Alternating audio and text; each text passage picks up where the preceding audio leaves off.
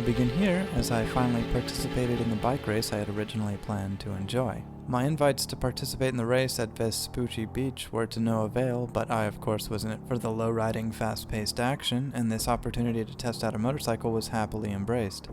On my way to the race point, I had encountered a certain Johnny Locks in a cyan dream car. Our meeting started off on the wrong foot as he immediately opened fire at me, an act which encouraged me to test out the effectiveness of my gas pedal and hasten my ride to my destination. An absolutely ridiculous sight, I successfully burned through the laps, running plenty of red lights in the very loose definition of street racing. I'm not sure if it is by sheer unpopularity or if the records kept are needlessly specific, but as I soloed the bike race, I obtained some sort of world record. Either this race had never been scored, or I was an amazing motorcyclist, or no, the race had simply never been scored. Rules are rules, however, and therefore Francisco had become a world record setter, as well as a half of a millionaire simply by showing up. Literally, as an award of $500,000 was given to all players who had simply logged in during the early days of the game. As fun as it was, Sunday driving was actually pretty far down on my list of priorities. Before I finally went for this leisurely bike ride, I had actually determined a few goals I needed to take care of upon my re-entry into the world.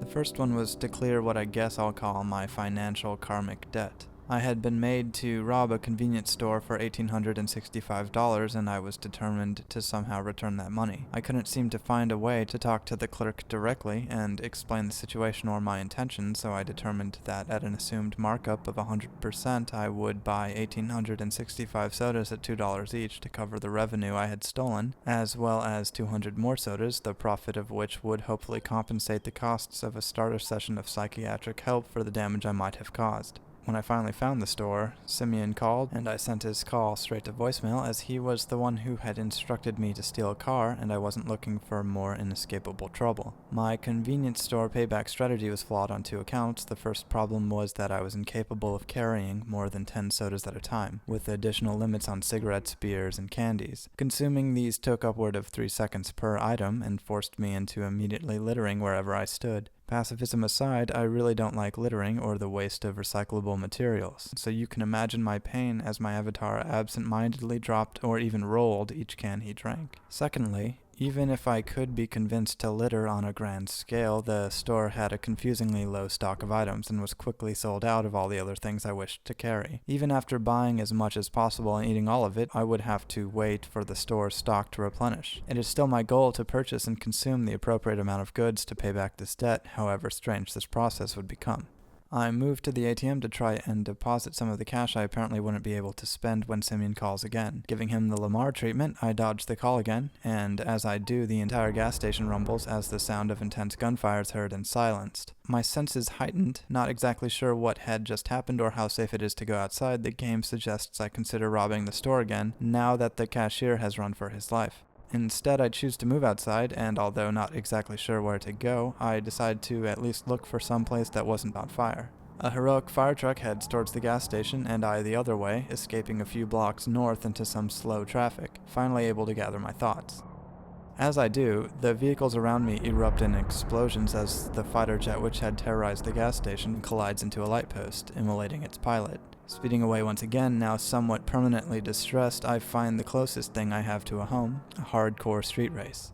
I jump in, safer than any location readily available to me, and start the 2 laps of the custom race Rattlesnake Run, designed by A. Smitty56. It's a good break, during which I would have to plan my next move, as I would be released back into the world only moments after the race ended. I had 2 other major plans, and one had just become a priority. It had occurred to me that I was essentially homeless. I guess not essentially, I guess just homeless. Exactly where my avatar went when I logged out and before I logged back in was a mystery. I wasn't sure how the housing situation worked in GTA Online. All I knew was that I should probably grab up a homestead now that I could afford to, if only to shield myself from the man-made dragons that had taken to hunting gas stations and the people within. Additionally, I had read about the flight school and a loading screen, an opportunity to try out various flying vehicles and develop what I assume most people might call mad skills. I obtained another world record, something I was now quite used to, as well as ranking points and a hefty paycheck, all of which I intended to throw at flight school. I was quite interested in learning to fly, if only to get my fragile body up off the ground. I would hopefully be able to level up my flying skills bar as well, easing my avatar's flying ability and improving his general well-being and life balance.